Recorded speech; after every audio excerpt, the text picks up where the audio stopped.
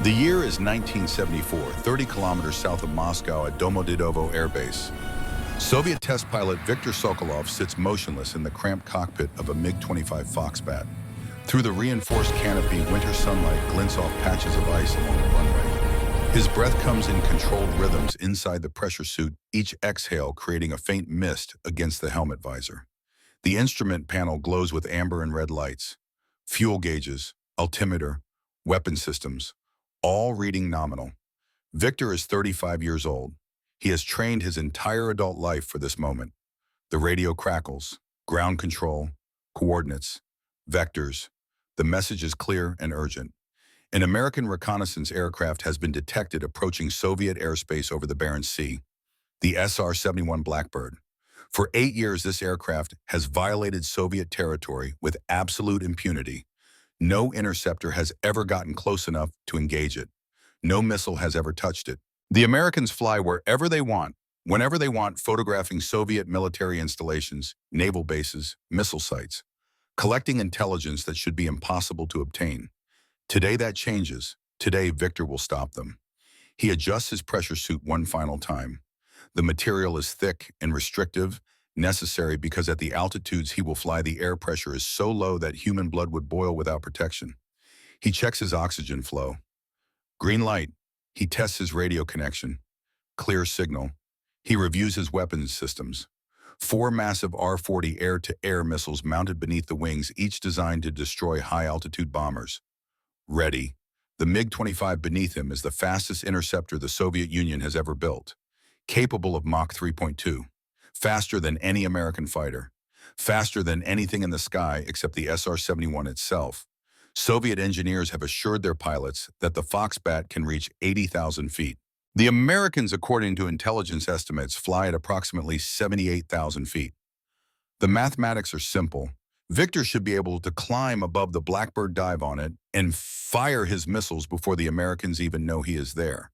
Ground control transmits the final clearance. Victor pushes the throttles forward. The twin Tumansky R-15 engines roar to life behind him. The sound is deafening even through his helmet. The aircraft shudders. Then it begins to roll. 100 knots, 200, 300. At 350 knots, Victor pulls back on the stick.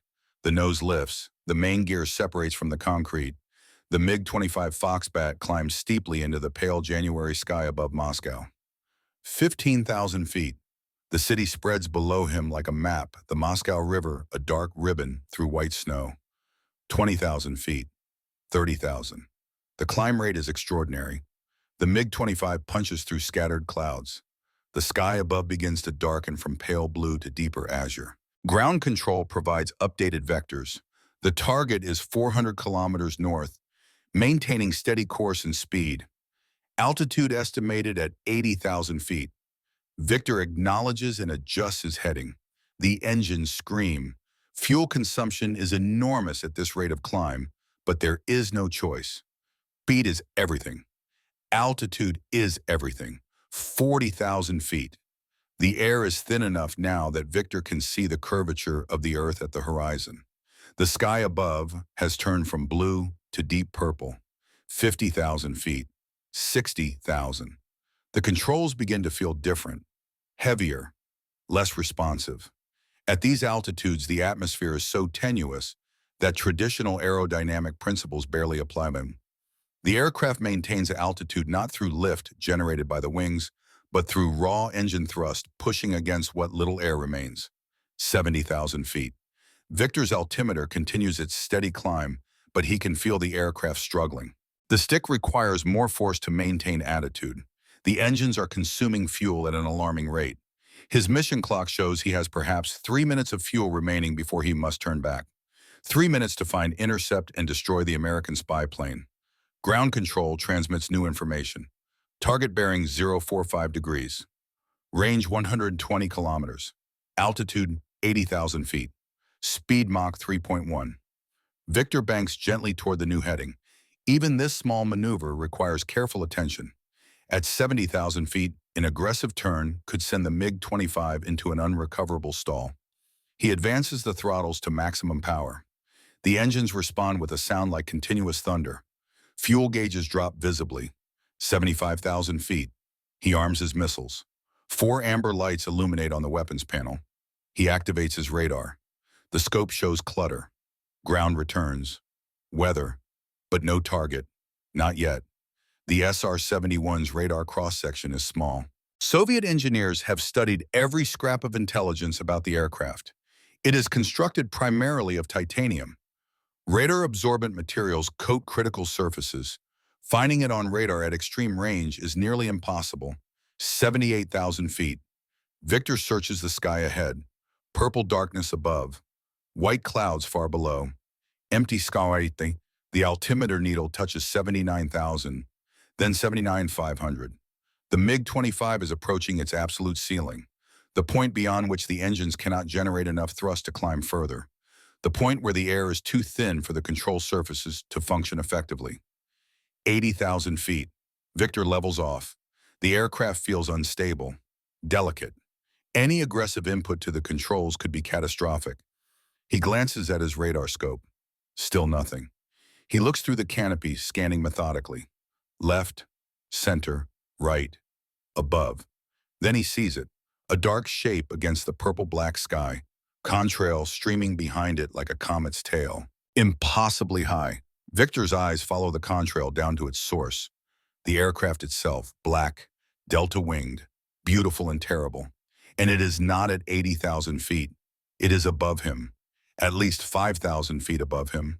Perhaps 85,000 feet, perhaps higher. For a frozen moment, Victor simply stares. This is not possible. Soviet intelligence said 78,000 feet. The highest estimate said perhaps 80,000. But 85,000 feet is beyond what Soviet engineers believed achievable for sustained flight. At that altitude, the air density is so low that conventional aircraft simply cannot function. Engines starve for oxygen. Control surfaces lose effectiveness. The boundary between atmosphere and space begins to blur. Yet the Americans have built something that flies there, that cruises there, that operates there as if the laws of physics are merely suggestions. Victor watches as the SR-71 maintains its steady course. Mach 3.1, 85,000 feet. Cameras photographing Soviet territory. Recording everything. Unstoppable, he makes a decision born of desperation and duty. He fires one of his R-40 missiles. The weapon ignites with a brilliant flash. It accelerates away from the MiG-25, climbing on a pillar of fire and smoke. Victor watches its trajectory on his radar scope. The missile climbs, 75,000 feet, 80,000, 82,000. The SR-71 accelerates. Victor sees it on his radar. The American aircraft's speed increases from Mach 3.1 to Mach 3.3, then Mach 3.4. The missile, already at the edge of its performance envelope, loses tracking. At 83,000 feet, its motor burns out. It arcs over and begins to fall, a useless piece of metal tumbling back toward Earth. The SR-71 continues eastward, pulling away contrail, streaming across the purple sky. Then it is gone, vanished over the horizon at 3 times the speed of sound. Victor's fuel warning light illuminates. Red. Urgent. He has 90 seconds of fuel remaining. Perhaps 2 minutes. He pushes the static forward. The MiG-25 noses down. He begins his descent back to Domodedovo. 70,000 feet. 60,000. 50,000. The air thickens. The controls regain their normal feel. But Victor barely notices. His mind replays what he has just witnessed. The American aircraft impossibly high. His missile falling uselessly away. The gap. The technological gap that Soviet engineering has failed to bridge. He lands 16 minutes after takeoff. Ground crews chalk the wheels. Technicians swarm the aircraft, checking systems, examining the missile pylon, where one R-40 is now missing. Victor removes his helmet. His hair is matted with sweat despite the frigid air at altitude. He climbs down from the cockpit, slowly, legs stiff from the pressure suit. The debriefing room is warm and crowded. His squadron commander is there. Intelligence officers. A colonel from Air Defense Command. They want details. Altitude, speed, radar returns, missile performance. Victor tells them everything. The facts, the numbers. And then he tells them the truth that everyone in the room already suspects, but no one wants to say aloud. We cannot reach them, Victor says. His voice is quiet but firm. The MiG-25 performed to specifications. I reached 80,000 feet, but the American aircraft was at 85,000, perhaps higher. At that altitude, our engines cannot generate sufficient thrust. Our missiles cannot track effectively. The Americans have built something that operates where we cannot follow. The room is silent. No one contradicts him. No one offers false optimism. They have all seen the intelligence reports. They know the truth. Victor drives home that evening through Moscow traffic. Snow is falling. He arrives at his apartment building and climbs 3 flights of stairs. Inside, his wife Katya is preparing dinner. Their daughter Anya, 8 years old, runs to greet him. Papa, did you fly today? Victor picks her up. She is getting too big for this, but he lifts her anyway. Yes, little bird, I flew very high today. Did you catch the Americans? No, not today. Anya frowns. Why not? Mama says you are the best pilot in the Soviet Union. Victor sets her down gently. The Americans have built a very fast airplane, faster than ours. Then we should build a faster one. If only it were that simple, Victor thinks. If only childhood logic could solve what Soviet aerospace engineers cannot. That night, long after Anya is asleep, Victor sits at the small kitchen table. Katya pours him tea. She has been married to him for 10 years. She knows when he is troubled. Another failure, she asks. Yes. Will there be consequences? I do not know. Victor wraps his hands around the warm teacups. The commanders understand the limitations, but understanding does not change the reality. My assignment is to intercept American reconnaissance aircraft. I cannot complete that assignment. Eventually, there will be consequences. Katya sits across from him. You are doing your duty. My duty is impossible. Then the fault is not yours. But Victor knows that in the Soviet military, fault and failure are often treated as the same thing. Impossible missions that fail are still failures. The reasons do not matter as much as the results. This is the story of that impossible mission, of one aircraft that changed the balance of the Cold War, of 2 men whose lives became defined by it, one who spent his career chasing something he could never catch, one who survived injuries that should have killed him, only to fly the most dangerous missions in American military history. This is the story of the SR-71 Blackbird, the untouchable ghost of the Cold War, and the men who flew it and hunted it are not who you might expect. But before we go further, if you are fascinated by these incredible true stories from the Cold War era by American innovation and the men who pushed the boundaries of what was possible, please hit that like button and subscribe to the channel.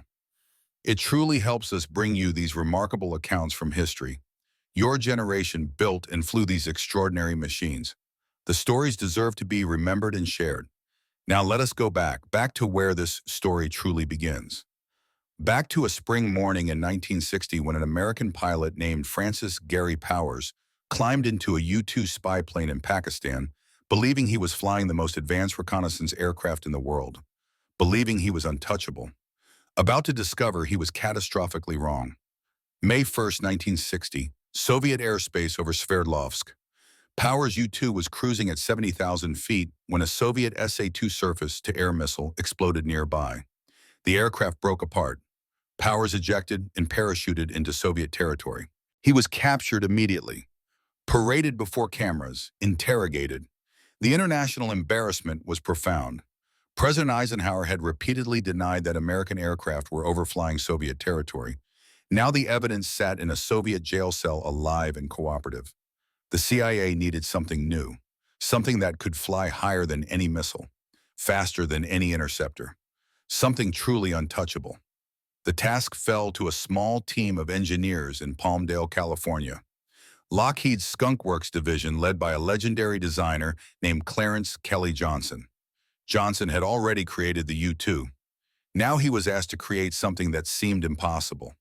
An aircraft that could cruise at Mach 3.2 over 200 miles per hour at altitudes above 80,000 feet.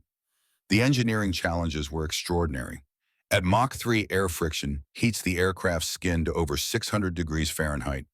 Aluminum, the standard material for aircraft construction, melts at 660 degrees. Even at 600 degrees, aluminum loses structural strength and begins to deform. Traditional aircraft construction was impossible. Johnson's solution was titanium, a metal stronger than steel, but lighter than aluminum, resistant to extreme temperatures, perfect for the application. Except for one problem. Titanium was extraordinarily difficult to work with. It was reactive. It corroded when exposed to chlorine, even the chlorine in ordinary tap water. Standard cutting tools shattered when trying to machine it. Welding it required completely inert atmospheres. No one had ever attempted to build an entire aircraft from titanium. Johnson's team invented new processes, new tools, new quality control methods. They used distilled water for all cleaning. They developed specialized drill bits and cutting implements. They created welding techniques that had never been used before. The work was slow, expensive, frustrating, and there was one more irony. One detail that would have shocked Viktor Sokolov if he had known it then, in 1974, climbing desperately toward 80,000 feet. Much of the titanium used to build the SR-71 was purchased secretly from the Soviet Union itself. The USSR was one of the few countries that produced titanium in sufficient quantities for industrial use. Through shell companies and intermediaries, through layers of cutouts and false documentation, Lockheed acquired Soviet titanium. It was shipped to California, machined into components, assembled into the very aircraft that would haunt Soviet airspace for 3 decades. The Soviets were literally providing the material to build the ghost they could not catch. On December 22, 1964, test pilot Bob Gilliland flew the SR-71 for the first time. The aircraft, painted dark blue so deep it appeared almost black, in certain light, accelerated down the runway at Air Force Plant 42 in Palmdale. At 175 knots, Gilliland rotated. The nose lifted. The main gear left the concrete. The Blackbird climbed steeply into the California sky.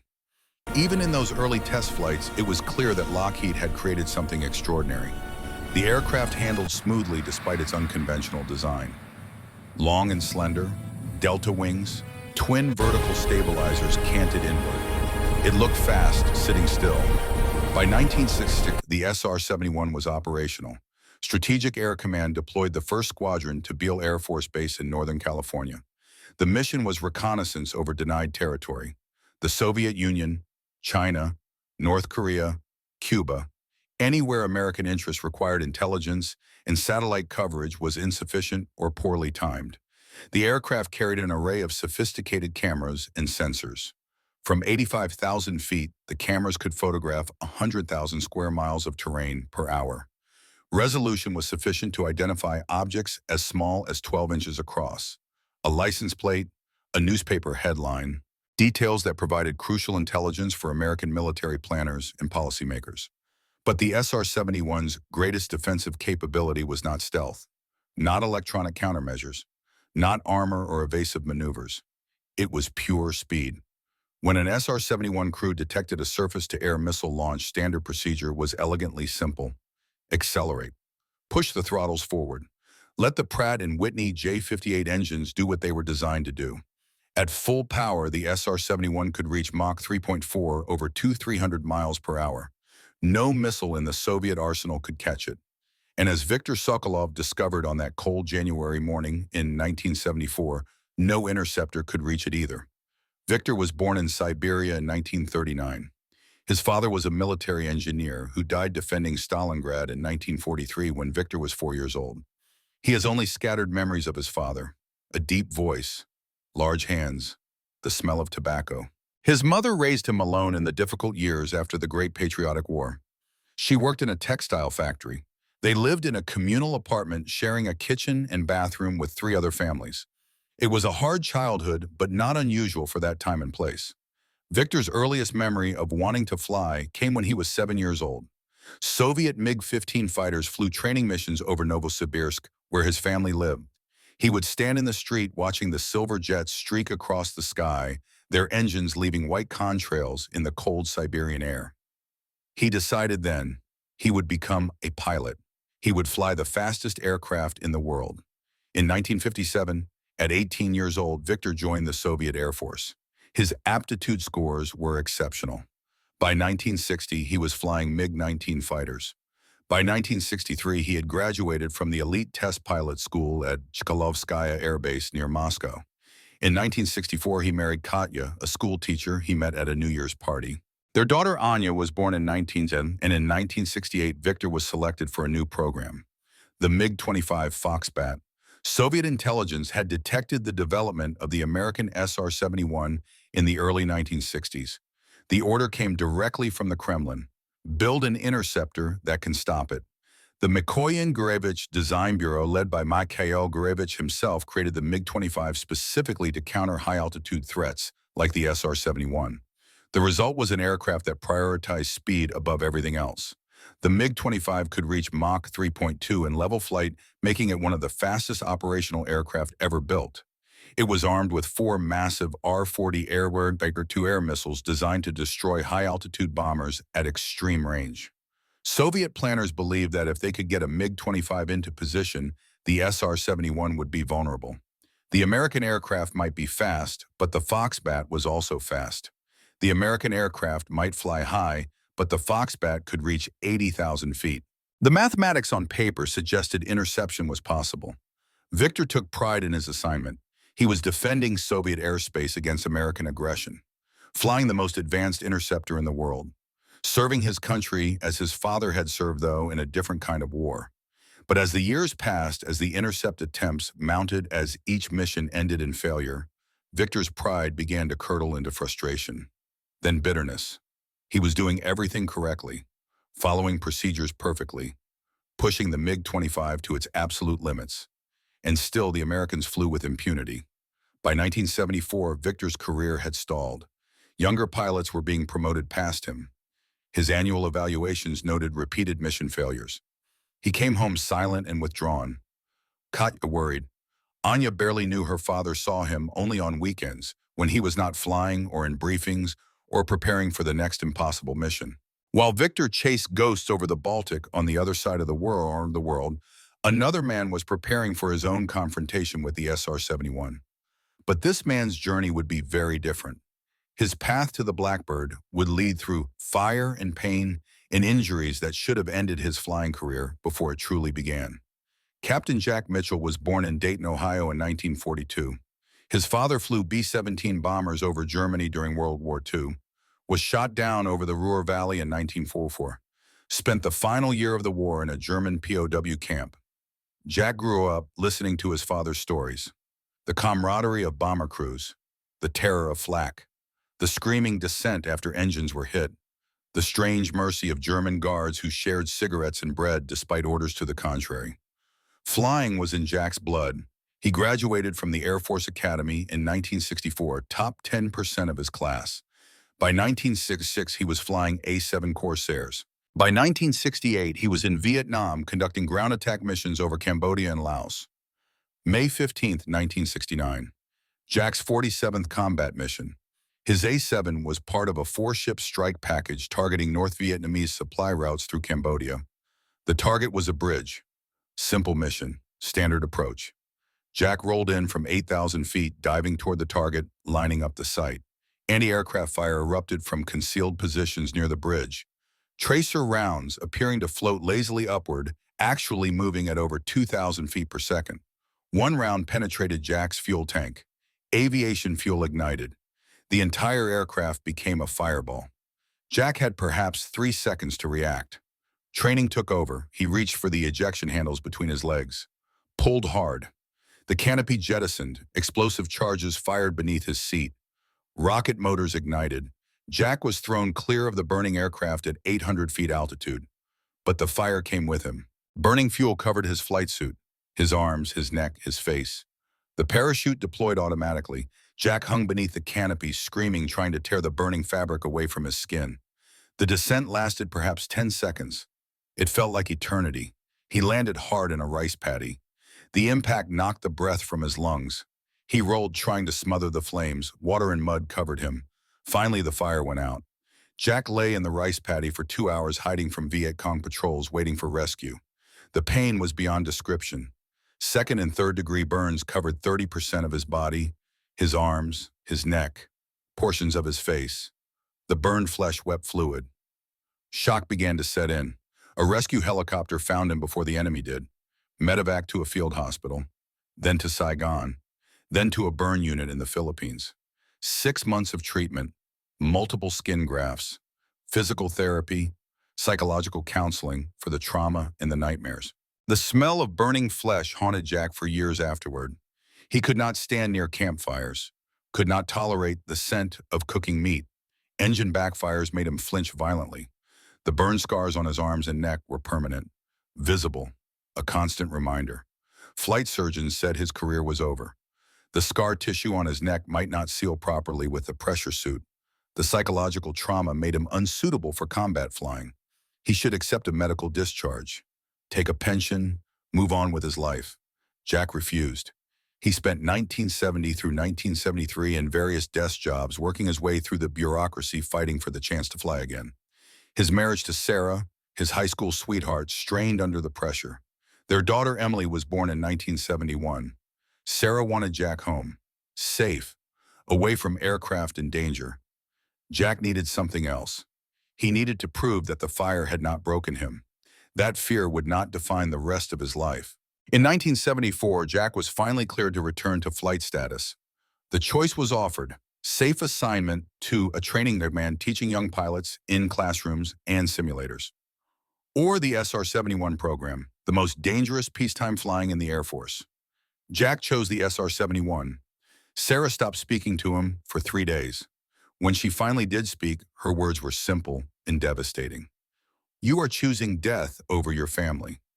Jack tried to explain, tried to make her understand.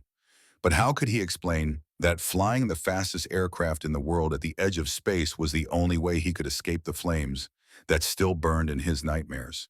How could he tell her that he needed to prove he was not broken, even if that proof cost him everything else? 3 weeks later, Jack reported to Beale Air Force Base for SR-71 selection and training. Sarah filed for separation soon after.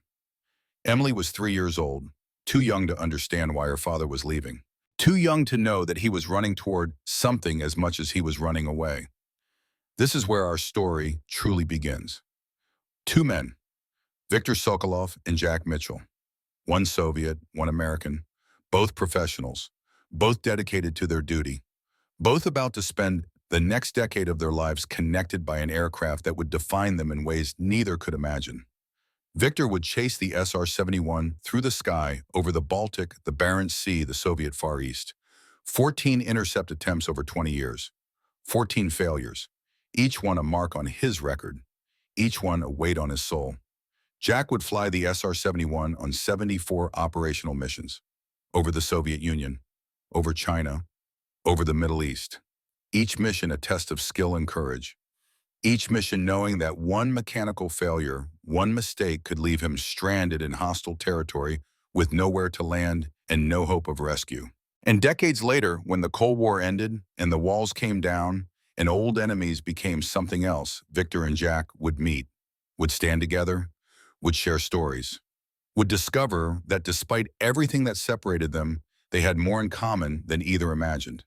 But that is still to come. First, we must follow their separate paths. Watch as Viktor struggles with an impossible mission. Watch as Jack fights through the most difficult training program in military aviation. Watch as both men give everything to an aircraft that demanded nothing less than perfection. The SR-71 Blackbird, 31 years of operational service, thousands of reconnaissance missions over the most hostile airspace in the world. Over 200 intercept attempts by Soviet and later Russian air forces. Not one successful engagement. Not one hit, not one loss to enemy action.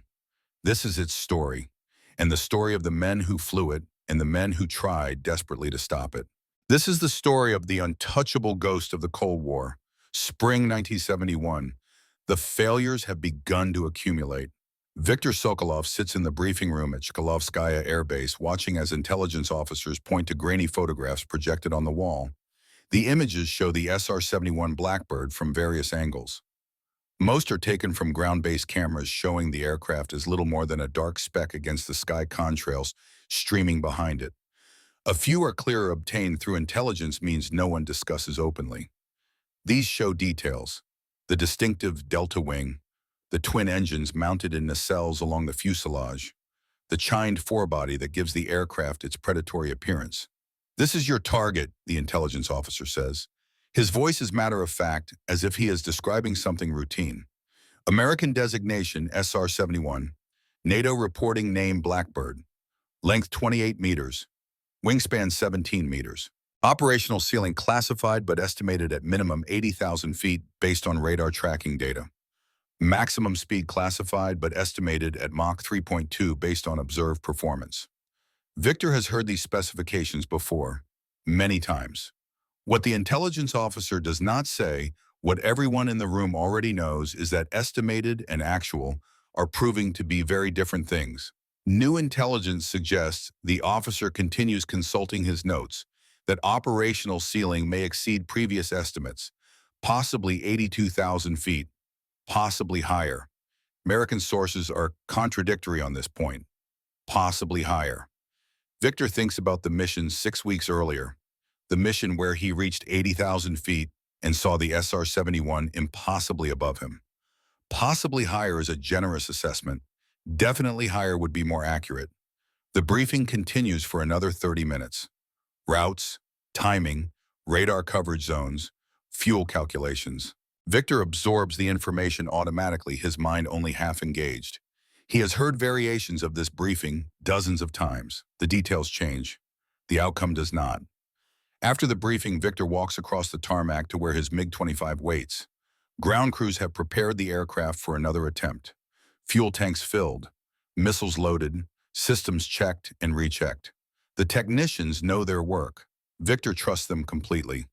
The aircraft is not the problem. Soviet engineering, for all its limitations compared to American technology, has produced a remarkable machine.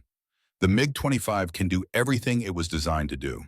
The problem is that it was designed to intercept aircraft flying at 75,000 feet, not 85,000 feet. That 10,000-foot difference, that seemingly small gap, represents a chasm of capability that Soviet engineers have not bridged. Victor climbs into the cockpit. The familiar routine. Straps, harness, helmet, oxygen, radio check. The tower clears him for immediate takeoff. Radar has detected another SR-71 incursion. Timing is critical. The takeoff is smooth. The climb is rapid. Victor watches the altimeter spin through its range. 10,000, 20,000, 30,000. At 40,000 feet, he can already see the thinning of the atmosphere. The sky above is deepening from blue to purple. Ground control provides vectors. Target bearing 090, range 280 kilometers, altitude 82,000, speed Mach 3.2. So the new intelligence was correct. The Americans are flying at 82,000 feet today, 2,000 feet higher than Victor's absolute ceiling. The mission is already compromised before it truly begins. But Victor continues. Orders are orders. Duty is duty. He pushes the throttles forward, coaxing every bit of performance from the Tumansky engines. 50,000 feet, 60,000, 70,000. At 75,000 feet, Victor begins to feel the MiG-25 struggling. The controls require more force. The rate of climb decreases noticeably. Fuel consumption increases. He is fighting physics now, fighting the fundamental reality that at these altitudes there is simply not enough air to generate lift, not enough oxygen to feed the engines efficiently. 78,000 feet. The climb has slowed to barely 500 feet per minute. Victor can maintain this for perhaps 90 seconds before fuel state forces him to abort. He searches the sky ahead. Empty, purple darkness above, white clouds far below. Then at the edge of his vision he sees it. The contrail, straight and white and impossibly high. He estimates quickly. The contrail is at least 4,000 feet above him, which means the aircraft creating it is even higher because contrails form slightly below the aircraft generating them. Victor attempts to lock his radar on the target. The radar struggles. At extreme altitude with extreme closure rates, with a target designed to minimize radar returns, the system cannot achieve a solid track. He fires a missile anyway. Not because he believes it will succeed, because his mission orders require him to engage when within weapons range. The R-40 ignites, accelerates away, climbs toward the contrail high above. Victor watches on radar as the missile reaches 81,000 feet, then 82,000. The motor burns out. The missile, now ballistic, continues upward on momentum alone. It peaks at perhaps 83,000 feet, then falls away. The SR-71 undisturbed continues on its steady course. Mach 3.2, 82,000 feet, or higher. The exact altitude does not matter anymore. What matters is that it is beyond reach. Victor turns for home. His fuel state is critical, landing with minimum reserves. The mission duration was 17 minutes. 17 minutes to climb to altitude, fire uselessly at an untouchable target, and return to base with nothing to show for it except another entry in the mission log. Another failure.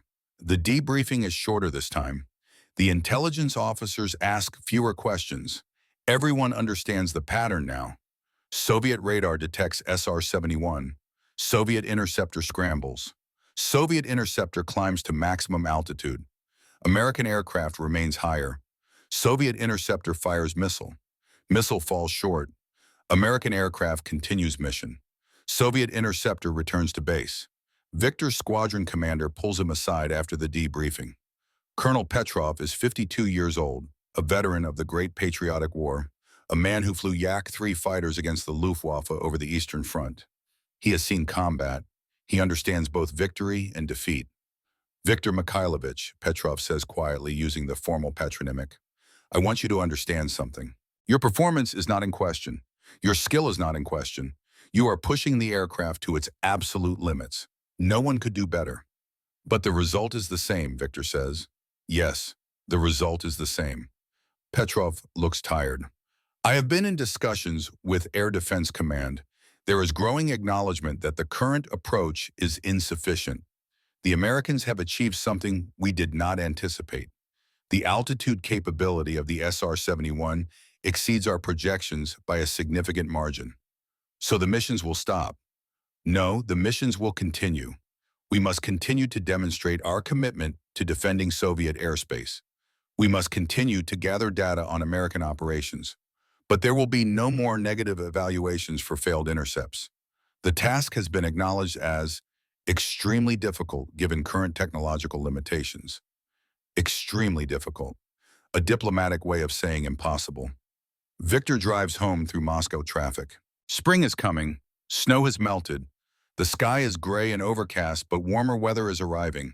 At his apartment, Katya has prepared dinner. Anya, now 9 years old, is doing homework at the kitchen table. Papa? She runs to hug him. Did you fly today? Yes, little one. I flew very high. Did you catch the Americans this time? Victor lifts her up. She is getting heavier, growing so fast. No, not this time. Why can they fly higher than us? It is a child's question, but it cuts to the heart of everything. Why can they fly higher? Because American engineers solve problems Soviet engineers have not solved. Because American metallurgy is more advanced. Because American engine technology is superior. Because the Americans decided that extreme altitude combined with extreme speed was the solution to the reconnaissance problem, and they committed the resources and expertise necessary to achieve it. But Victor cannot say any of this to a 9-year-old girl. So instead, he says, because they built a very special airplane. Someday we will build one just as special. Anya seems satisfied with this answer. She returns to her homework. Victor sits at the kitchen table watching her write carefully in her notebook. Mathematics problems. She is good at mathematics, better than he was at her age. Katya brings him tea. She sits across from him, studying his face. After 10 years of marriage, she can read his moods accurately. Another failure, she says, not a question. Yes. Will they punish you? No, not at this time. The commanders are beginning to understand the reality. What reality? That the Americans have won this particular competition, at least for now. Katya reaches across the table, takes his hand. Her fingers are warm from handling the tea glasses. You have done everything possible. Everything possible is not enough. They sit in silence for a while. Outside, traffic noise filters through the window. Moscow sounds. Familiar and somehow comforting, despite everything. Across the world in a burn unit at Clark Air Base in the Philippines, Jack Mitchell is experiencing a different kind of failure. The failure of flesh. the failure of the human body when exposed to temperatures it was never designed to withstand. The burns cover his arms from wrist to elbow, cover his neck from collarbone to jawline, portions of his face, though the doctors managed to save most of his features. Second-degree burns, third-degree burns. The skin blackened and cracked. In some places burned completely away, exposing raw tissue beneath. The pain is constant. Morphine helps, but the dosage cannot be increased beyond a certain point without risking addiction or respiratory depression. So Jack lives in a state of managed agony, not quite unbearable, but never absent. The skin grafts begin in the second week. Surgeons harvest healthy skin from Jack's thighs and back, transplant it to the burned areas. The body rejects some grafts, accepts others. The process repeats week after week, month after month. Physical therapy begins in the third month. The burn scars contract as they heal, limiting range of motion. Jack must force his arms to extend to flex, working against the tight scar tissue. Every movement is painful. Every session leaves him exhausted and trembling. The psychological evaluation happens in the fourth month. A Navy psychiatrist, Commander Elizabeth Chen, sits beside Jack's bed with a notepad and careful, neutral expression. "Tell me about the fire," she says. Jack has told the story many times now, to the rescue crew, to the initial medical team, to the investigators documenting the shoot-down. But each telling brings it back, the smell, the heat, the certainty that he was going to die. "The fuel ignited," Jack says. His voice is flat, emotionless, a defense mechanism he has developed. "I ejected. The fire came with me. I thought the parachute deployment would extinguish it, the rush of air, but the fuel had soaked into my flight suit. It kept burning." "How long until you hit the ground?" "Maybe 10 seconds. I do not know exactly. It felt longer." "What did you think during those 10 seconds? Jack looks at her, really looks at her for the first time.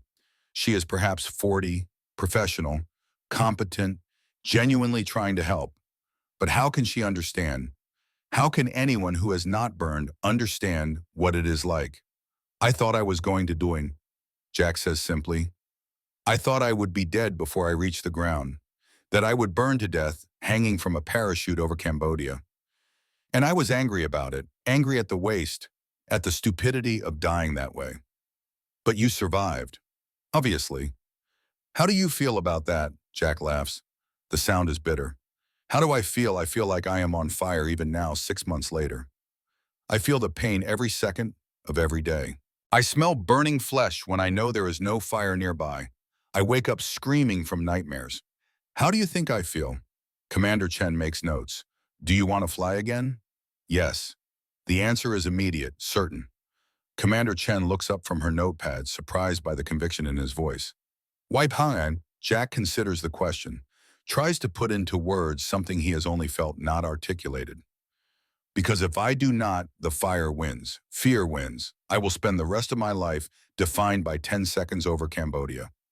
I will be the pilot who burned, the one who could not handle it, the one who quit. Flying again will not erase what happened. No, but it will prove that what happened does not control me." Commander Chen makes more notes. The evaluation continues for another 30 minutes. Questions about sleep patterns, appetite, mood, thoughts of self-harm. Jack answers honestly.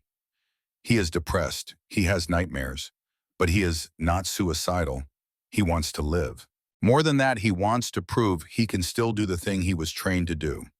At the end of the session, Commander Chen closes her notepad.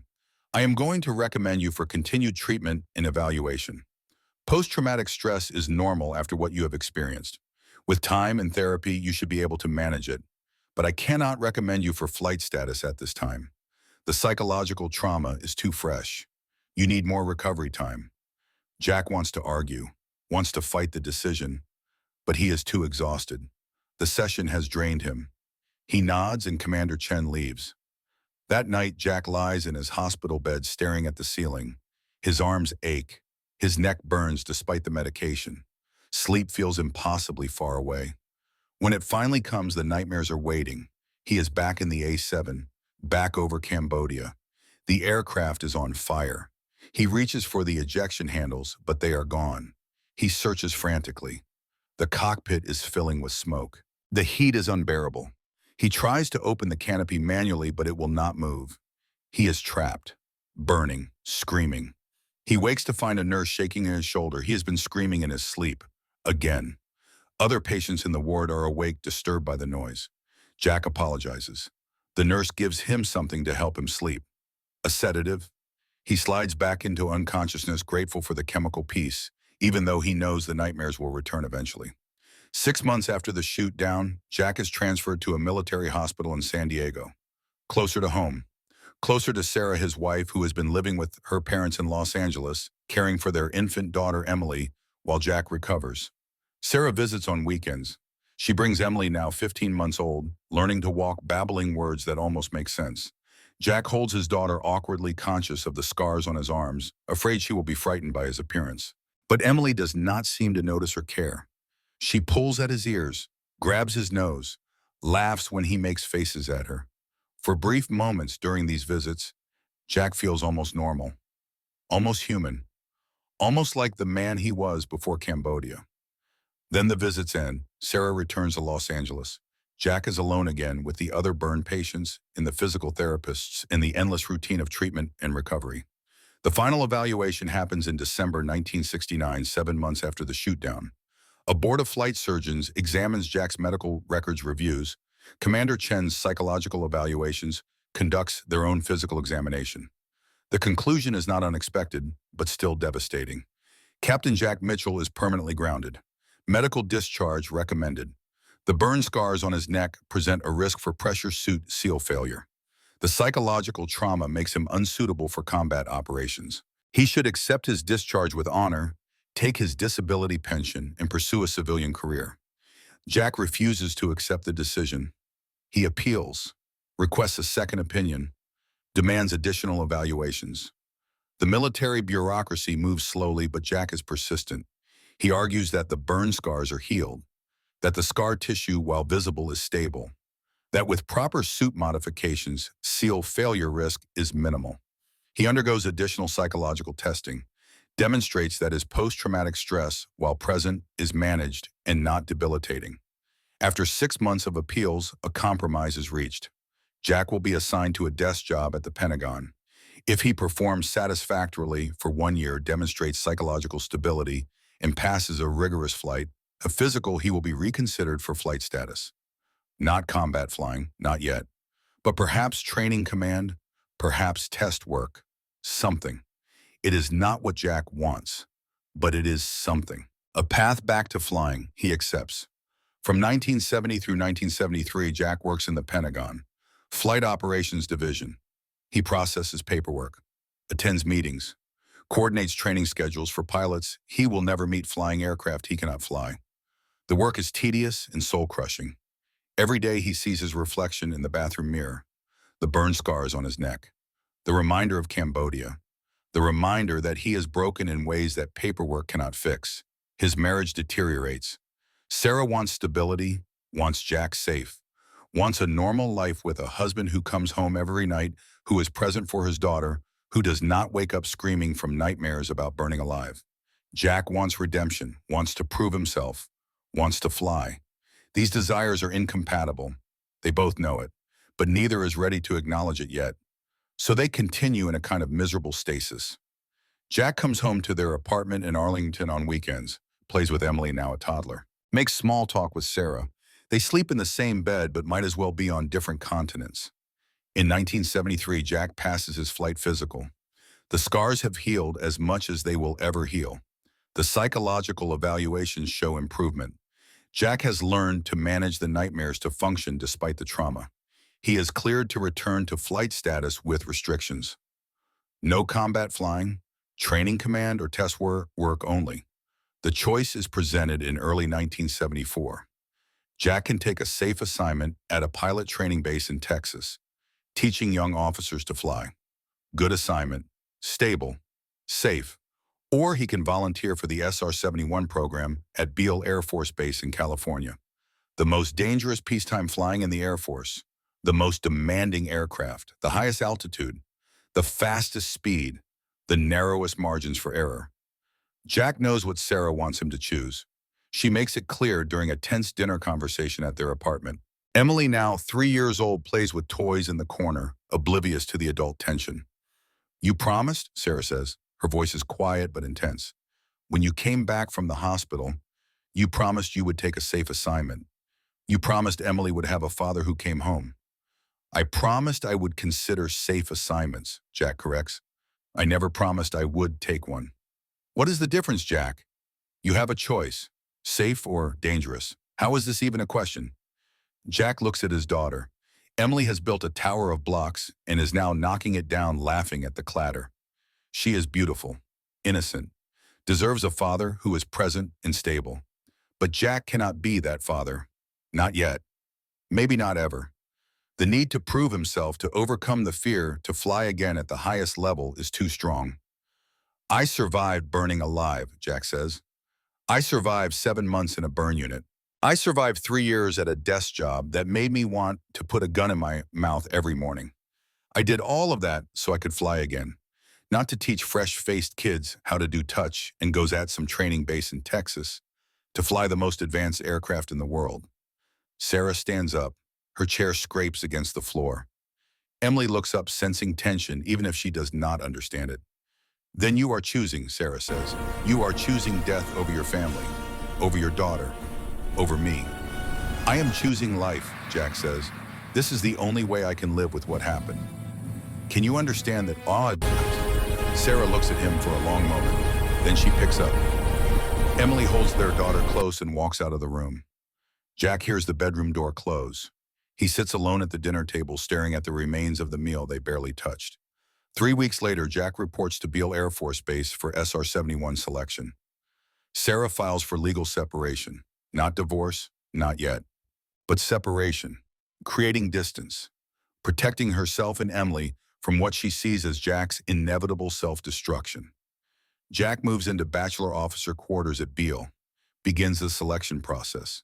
The physical testing is brutal. Altitude chamber runs to 70,000 feet. Rapid decompression scenarios. Pressure suit training. Emergency egress procedures. Of the 50 pilots who begin selection with Jack, 12 will complete it. The flight surgeons examine Jack's burn scars with particular attention. The scar tissue on his neck is a concern. Pressure suits must seal perfectly. Any gap, any weakness, any point of failure at 85,000 feet means death in seconds. The surgeons consult, debate, finally decide that with custom suit modifications, additional padding, specialized seals, the risk is acceptable. Jack is paired with a reconnaissance systems officer named Walt Harrison. Walt is 46 years old, flew F-4 Phantoms over North Vietnam, 112 combat missions, calm, methodical, unflappable. The first time they meet in a briefing room at Beale, Walt studies Jack's face, sees the burn scars, and understands immediately. "Cambodia," Walt asks. "How did you know?" "I saw a lot of burn cases come through the field hospitals. You have that look, the one that says you have been to hell and barely made it back." Jack appreciates the directness. No false sympathy, no awkward dancing around the subject, just simple acknowledgement of shared experience. "Can you handle this aircraft?" Walt asks. "I need to know. Not for the brass, for me. Because if we have a problem at Mach 3 and 85,000 feet, we have about 15 seconds to solve it before we die.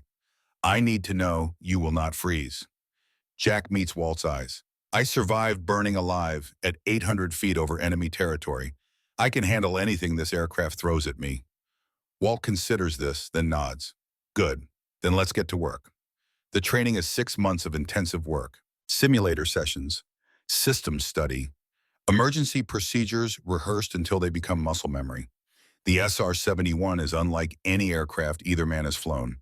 Fuel tanks leak when cold. Require aerial refueling immediately after takeoff. At operational speed and altitude, the titanium skin heats to over 600 degrees. The aircraft literally expands, grows several inches longer. Cockpit temperatures reach 200 degrees despite environmental systems. Jack learns about unstarts. A catastrophic disruption of airflow through the engine inlet creates massive asymmetric thrust, can tear the aircraft apart at Mach 3. The procedure to recover is complex and must be executed perfectly. Throttle back the good engine, restart the affected inlet, stabilize. They practice in the simulator until Jack can do it blind. In March 1975, Jack flies the SR-71 for the first time, not a training flight over the United States, an actual operational mission, a reconnaissance run along the Soviet Far East coast. High threat area, Soviet radar coverage, MiG-25 interceptors based at multiple airfields, surface-to-air missile sites. Everything the Soviets have will be thrown at them. The pre-flight ritual takes hours. Physical examination, pressure suit fitting. The suit is custom modified for Jack's burn scars. Extra padding at his neck. Special seals. The technicians check and recheck every connection. Any failure means death. Walt is already in the back cockpit when Jack climbs aboard. The instrument panel glows amber and red in the pre-dawn darkness. Systems checks, radio checks, fuel state, everything nominal. At 0600 hours, Jack pushes the throttles forward. The Pratt & Whitney J58 engines roar. The sound is like nothing he has experienced. Raw power barely contained. The SR-71 accelerates down the runway. At 175 knots, Jack rotates. The nose lifts. The main gear leaves the concrete. They climb steeply into the California morning. After aerial refueling over the Pacific, Jack turns the Blackbird west towards Soviet airspace. Walt calls out the acceleration sequence. Mach 1, Mach 2, Mach 3. And suddenly Jack understands. At 85,000 feet traveling at 200 miles per hour, Jack is free. Free from the ground. Free from gravity. Free from the flames that still haunt his dreams. The sky above is purple-black. Stars visible despite daylight. The Earth curves away in all directions. They are at the edge of space, beyond the reach of anything below. Soviet radar detects them. Ground controllers vector MiG-25s to intercept. Jack monitors the radio frequencies. Russian voices, urgent, frustrated. Somewhere far below, Soviet pilots are pushing their aircraft to absolute limits, climbing desperately, firing missiles that will fall uselessly away. Just as Viktor Sokolov has done, just as Viktor will continue to do for years to come. But Jack does not think about the Soviet pilots, does not think about the men trying to kill him. He thinks only about the aircraft, the mission, the perfection required to survive at this altitude and speed. One mistake, and he dies. One system failure, and he dies. But if he maintains discipline, maintains focus, he will return safely. The SR-71 will bring him home. It always does. The mission lasts 4 hours. They photograph Soviet naval facilities, submarine pens, airfields. Return to Beale with thousands of high-resolution images. Intelligence that satellites cannot provide. Jack lands smoothly. The aircraft is too hot to touch. Steam rises from the titanium skin. Ground crews stand back, waiting for it to cool. Jack and Walt egress. Remove their helmets? Jack's hair is matted with sweat. His neck aches where the pressure suit sealed against his burn scars. But he is smiling, actually smiling, for the first time since Cambodia. Hell of a ride, Walt says quietly. Jack cannot find words. The experience is too profound, too transcendent. He has flown faster than a rifle balloon, higher than commercial airliners will ever reach, to the edge of space and back. And he has done it while Soviet forces tried desperately to stop him and failed. The fire did not win. Fear did not win. He is not broken. He is SR-71 qualified. He is operational. That night, Jack calls Sarah. The conversation is awkward and painful. Emily is asleep. Sarah is cold and distant on the phone. Jack tries to explain what he experienced today, tries to make her understand why this matters so much. Sarah cuts him off. I do not want to hear about your flight, Jack. I want to hear that you are coming home, that you are choosing your family. Jack cannot say what she wants to hear, so he says nothing. The silence stretches between them. Finally, Sarah hangs up. No goodbye, just the click of disconnection. Jack sits in his quarters at Beale, alone, successful in his mission, failing at everything else. He thinks about Viktor Sokolov, the Soviet pilot he will never meet, who tried to intercept him today and failed. Wonders what that man's life is like, whether he has a family, whether he struggles with the same questions about duty and sacrifice and cost. Two men, two lives, connected by an aircraft neither can escape, one chasing, one fleeing, both paying prices they did not fully anticipate when they chose this path. This is their story, and it has only just begun. The SR-71 selection process separates the competent from the exceptional with brutal efficiency. Jack Mitchell stands in the altitude chamber at Beale Air Force Base, sealed inside a pressure suit, breathing oxygen through the mask clamped to his face. The chamber is a cylindrical metal room, windowless except for thick observation ports, where flight surgeons watch with clipboards and stopwatches. 12 other pilots are in the chamber with Jack, all experienced, all highly qualified, all about to discover whether their bodies can withstand what the Blackbird demands. The chamber operator's voice crackles through speakers mounted in the ceiling. Gentlemen, we are beginning ascent simulation. Current pressure altitude, sea level. We will climb to simulated 70,000 feet over the next 8 minutes. Monitor your symptoms. Report immediately if you experience visual disturbances, chest pain, disorientation, or any other unusual sensations. The pumps activate with a deep mechanical hum. Air begins evacuating from the chamber. Pressure drops. Jack watches the gauge on the wall. 5,000 feet, 10,000. The change is gradual at first, barely noticeable. But as the altitude increases, the effects become pronounced. At 30,000 feet, Jack feels his ears popping continuously. Pressure equalizing. At 40,000, his sinuses ache. At 50,000, a pilot across the chamber removes his oxygen mask for just 3 seconds to scratch his nose. The flight surgeon watching through the observation port hammers on the glass, shouting. The pilot quickly replaces his mask. But those 3 seconds without oxygen at 50,000 feet are enough. He begins to sway, vision narrowing, hypoxia setting in with terrifying speed. 2 technicians rush into the chamber still at simulated altitude, wearing their own oxygen equipment. They escort the disoriented pilot out through the airlock. He has washed out, failed. His SR-71 career ended before it truly began. 11 pilots remain. The ascent continues. 60,000 feet. Jack's pressure suit begins to inflate, squeezing his body as external pressure drops. The suit is designed to maintain survivable pressure around his torso and limbs when the surrounding air can no longer sustain life. Without it, his blood would literally boil at this altitude. Dissolved gases would come out of solution, forming bubbles in his bloodstream.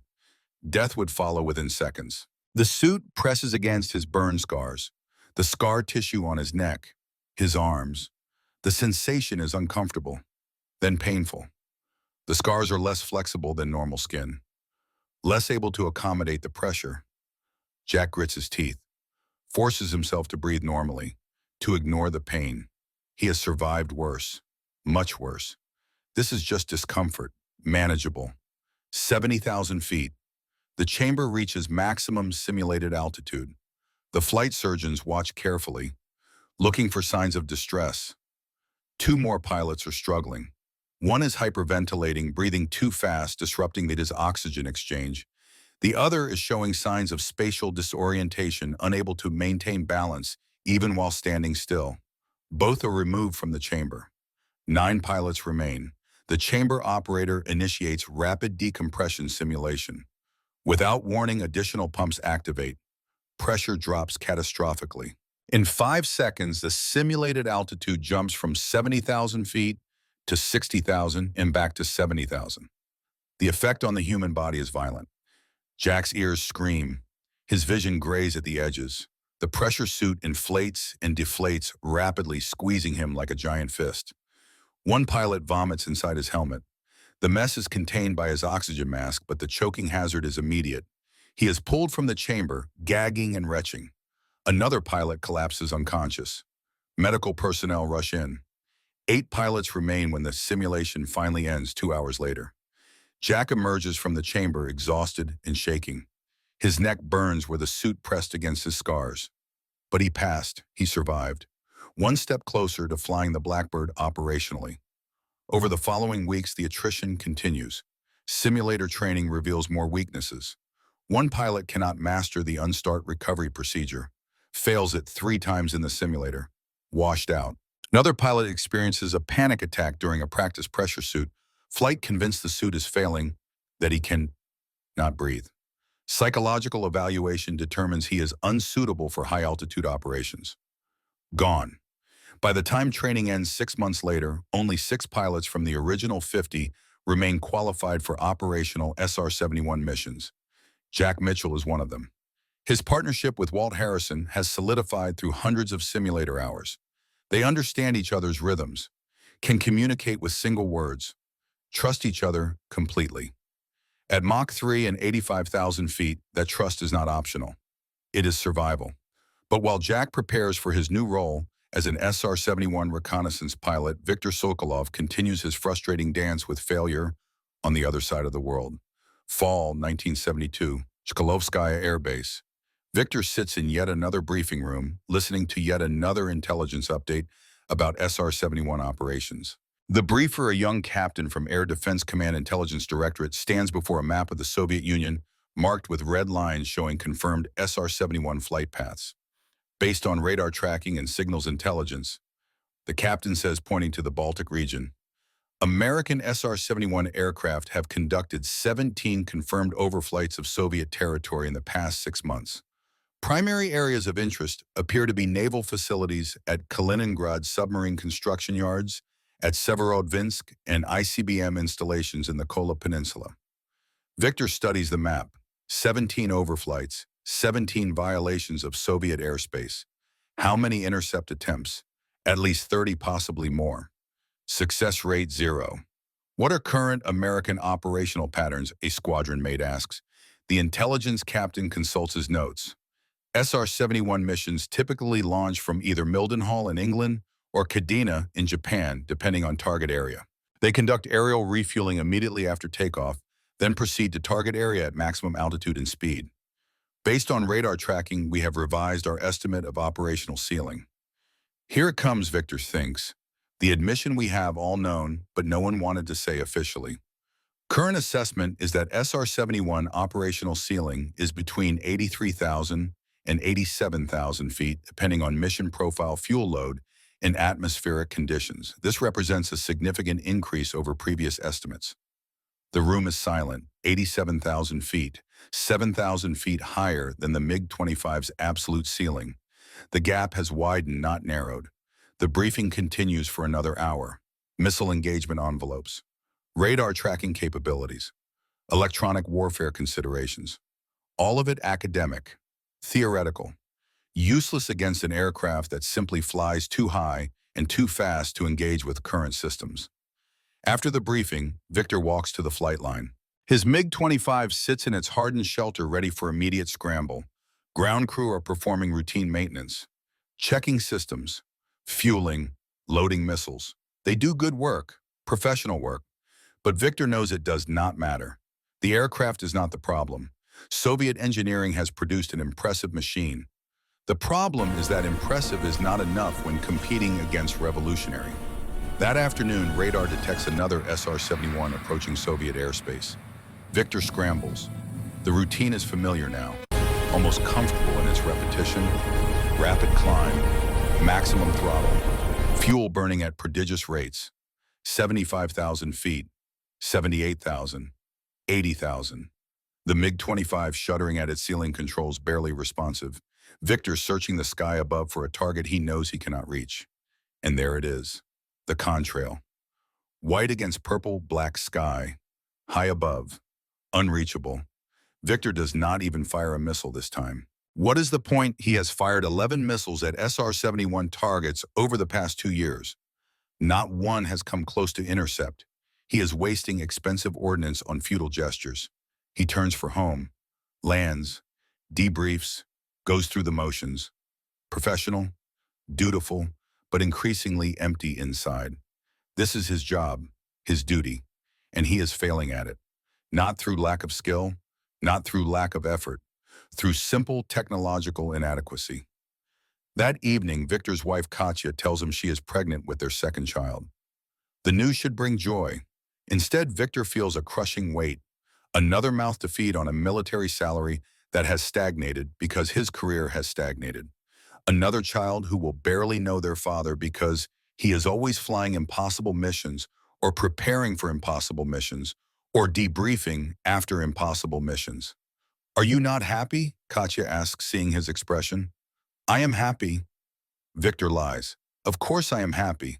But happiness feels distant, abstract, like something other people experience.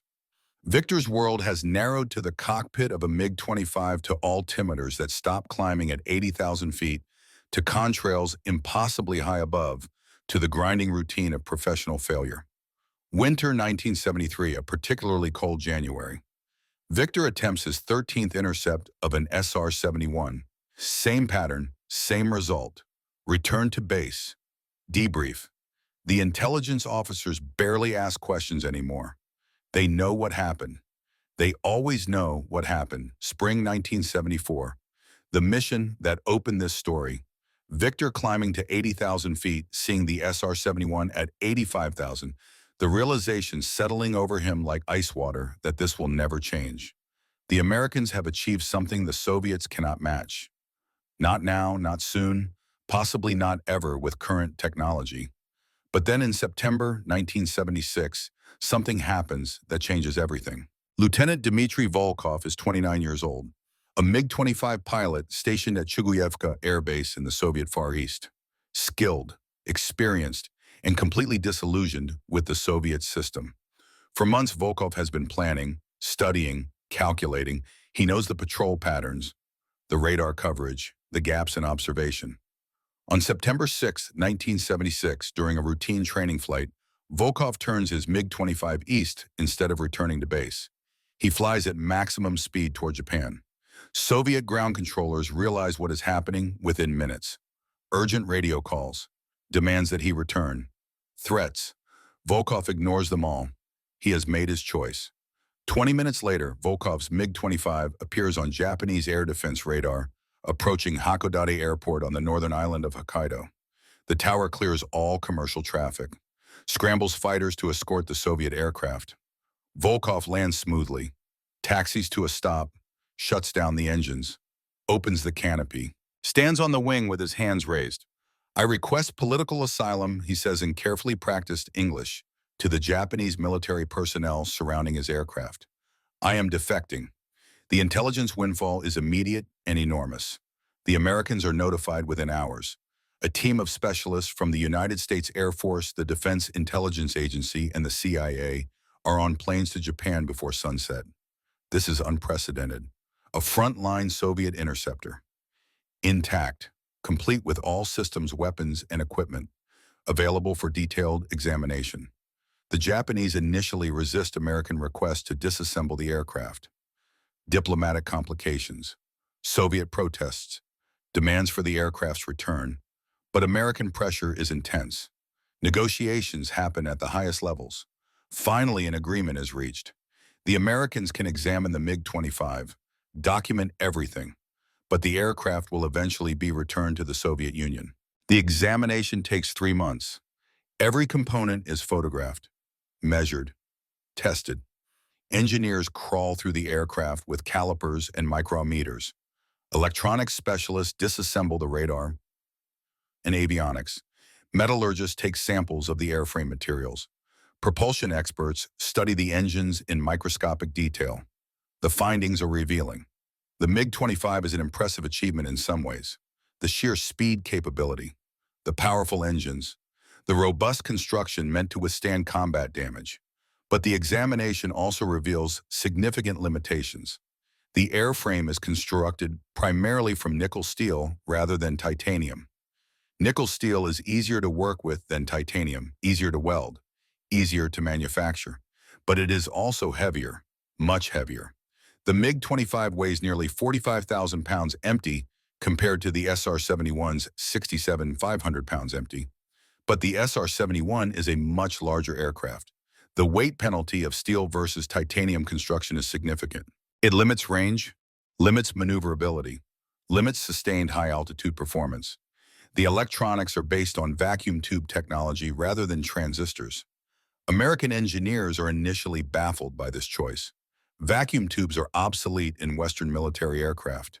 Transistors are smaller, lighter, more reliable, more efficient. Why would Soviet designers deliberately choose an inferior technology? The answer they eventually understand is electromagnetic pulse resistance. Soviet military doctrine assumes that any major conflict with the West will involve nuclear weapons. Nuclear detonations create powerful electromagnetic pulses that can destroy transistor-based electronics. Vacuum tubes are much more resistant to EMP effects. The Soviets chose reliability in a nuclear environment over size and efficiency. A different design philosophy, not necessarily wrong, but different, and it reveals something important. The MiG-25 was designed to operate in a different threat environment than Western aircraft. It was built to intercept high-altitude bombers like the American B-70 Valkyrie, an aircraft that was canceled before it entered production. The MiG-25 is in some ways a solution to a problem that no longer exists. But the most significant intelligence comes from interrogating Volkov himself. He is cooperative, eager to share information, motivated by genuine disillusionment with the Soviet system and a desire to start a new life in the West. He spends weeks in debriefing sessions answering questions about Soviet air defense doctrine, training procedures, operational capabilities. And he confirms what American intelligence has suspected but never proven. The SR-71 is untouchable by current Soviet air defenses. We were briefed about the Blackbird many times, Volkov tells his interrogators. Intelligence officers showed us photographs, told us the specifications, Mach 3.2 sustained cruise, operational ceiling over 80,000 feet, range measured in thousands of miles. We were told that interception was possible if conditions were perfect. If the SR-71 was detected early, if we could position for intercept with sufficient fuel remaining, if the American aircraft did not accelerate away. Volkov pauses, takes a sip of water, continues. But every experienced pilot knew these were too many ifs. The altitude gap is the fundamental problem. Even at absolute ceiling, the MiG-25 cannot maneuver effectively. The air is too thin. The controls barely respond. And the SR-71 flies 5,000 feet higher, maybe more. At that altitude, our missiles lose tracking. Our radar struggles to maintain lock. And if the Americans detect the intercept attempt, they simply accelerate. Their aircraft is faster than ours when both are at maximum performance. American intelligence officers make detailed notes. This confirms their understanding. The SR-71's combination of altitude and speed creates a capability gap that Soviet technology cannot bridge. Not with current systems. Not soon. In October 1976, Viktor Sokolov and his entire squadron are called to a classified briefing at Chkalovskaya. The room is packed. Every MiG-25 pilot in the Moscow Air Defense region, senior officers from Air Defense Command, representatives from the Intelligence Directorate. The atmosphere is tense. A colonel from Air Defense Command stands before the assembled pilots.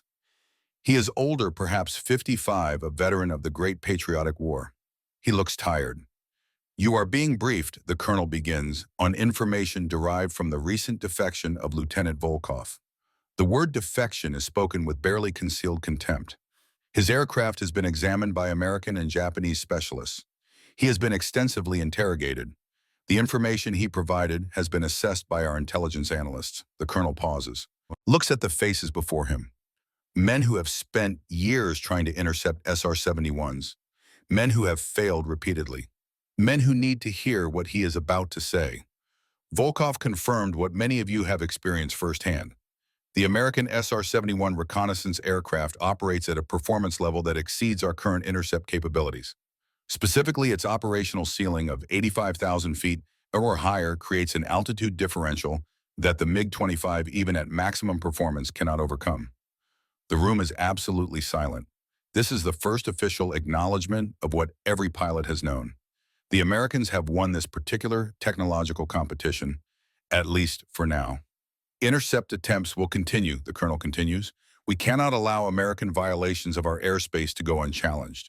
Each attempt provides valuable intelligence on American operational patterns. Each attempt trains our pilots in extreme altitude intercept procedures.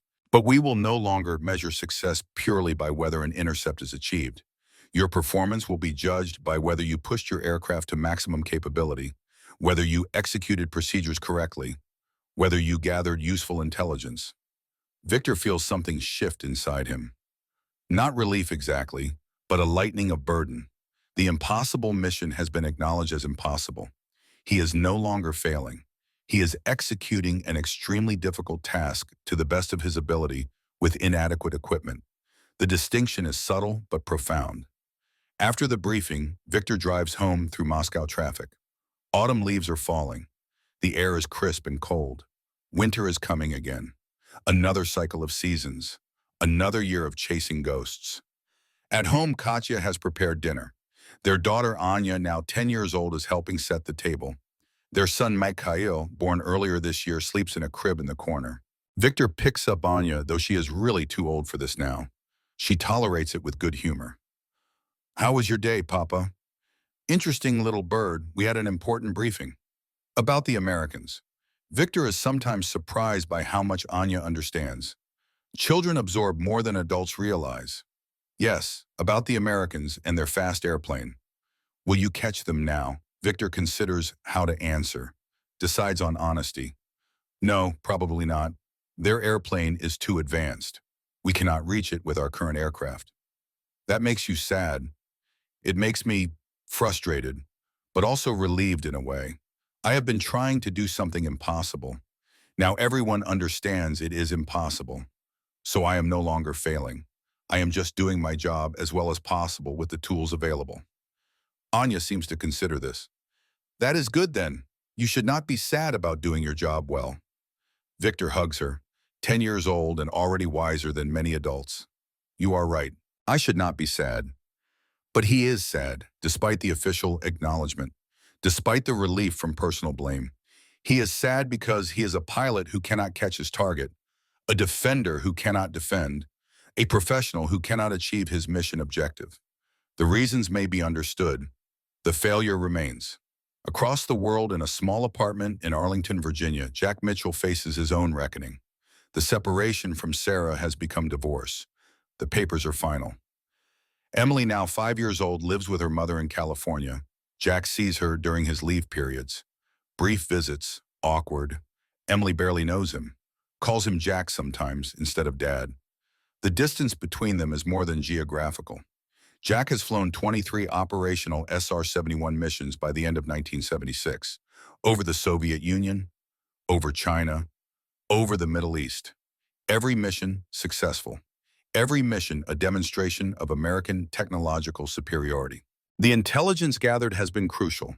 Photographs of Soviet ICBM sites, assessments of Chinese nuclear facilities, reconnaissance of Middle Eastern conflict zones.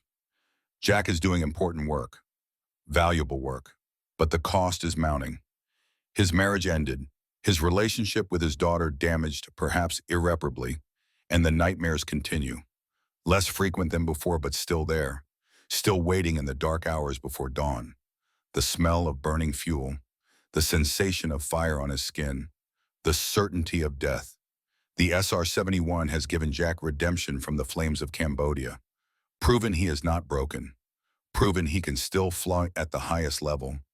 But redemption has not brought peace, has not healed the deeper wounds, has not restored what he sacrificed to achieve it. Two men, Victor Sokolov and Jack Mitchell, connected by an aircraft neither can escape. One officially acknowledged as chasing something uncatchable. One officially celebrated as flying something untouchable. Both paying prices that mission success reports never capture. If you remember the Cold War years, if you lived through the tension and the competition and the fear, you understand what these stories represent. This was not just a conflict between nations. It was a conflict between ideologies, between systems, between different visions of what human achievement could be. The SR-71 was one small part of that larger struggle. But for the men who flew it and the men who chased it, it was everything. If this story resonates with you, if these accounts of duty and sacrifice and technological competition bring back memories of that era, please hit the like button and share this with others who served or remember those years. These stories matter. These men matter. Your generation built these extraordinary machines and flew them and fought them. The history deserves to be remembered. The defection of Dmitry Volkov in 1976 marked a turning point. The Soviets could no longer pretend the gap did not exist. The Americans could no longer doubt the effectiveness of their achievement. The intelligence derived from examining that MiG-25 confirmed the SR-71's technological superiority. But it also revealed something else. Soviet engineers were working within different constraints, different philosophies, different assumptions about what future conflicts would look like. The Cold War was not a simple story of American superiority versus Soviet inferiority. It was a complex competition between different approaches to similar problems. Sometimes the Americans found better solutions. Sometimes the Soviets did. In the case of high-altitude reconnaissance, the American approach proved superior. But that superiority came at enormous cost. Financial cost, human cost. The kind of cost that mission reports summarize in dry statistics, but that men like Jack Mitchell carry for the rest of their lives. As 1976 ended and 1970 began, both Victor and Jack continued their work. Victor scrambling to intercept aircraft he knew he could not catch. Jack flying missions he knew might kill him if any of 1,000 things went wrong.